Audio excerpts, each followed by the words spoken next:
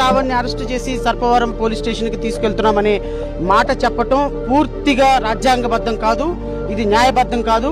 ఆ రావణ్ గారిని అరెస్ట్ చేయడం రాజ్యాంగబద్ధం కాదు, న్యాయబద్ధం కాదా? ఒళ్ళు కొవ్వెక్కి మా దేవులను దూషించడం న్యాయబద్ధమా? సనాతన ధర్మాన్ని ఒక్కొక్కసారి కొంతమంది ట్రోల్ చేస్తూ సన్నాతుల ధర్మం అని చెప్పని అంటారు. దాన్ని బూతు కింద కూడా వాడతారు. ఊరకుక్కలాగా స్టేజ్ ఎక్కి మా నాయకుల్ని నోటికొచ్చింది మాట్లాడటం రాజ్యాంగబద్ధమా?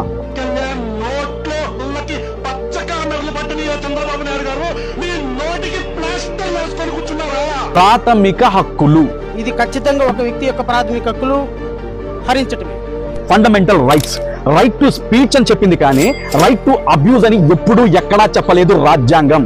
మీ భావన వ్యక్తపరిచే హక్కు, విధి విధానాలపై విభేదించే హక్కు మాత్రమే మీకు కల్పించింది భారత రాజ్యాంగం. అంతేకాని బరి తెగించి బజారుకెక్కి ఇతర మతాల దేవుళ్ళ అస్తిత్వంపై విషం కక్కే హక్కు కల్పించలేదు ఇండియన్ కాన్స్టిట్యూషన్. చేతని వదిలేసిన రాముడిని ఆదర్శంగా తీసుకుని ఈ రోజు ఎంతమంది భర్తలు వాళ్ళ భార్యను అగ్నిప్రవేశం చేపిస్తారని చెప్పని రోడ్డు మీద అడగరా నా కొడక. ఇలాంటి సమాజానికి పట్టిన చెదను, ఇలాంటి సమాజాన్ని కలుషితం చేసే కలుపుని కటకటాల మధ్య తోసేయాలి.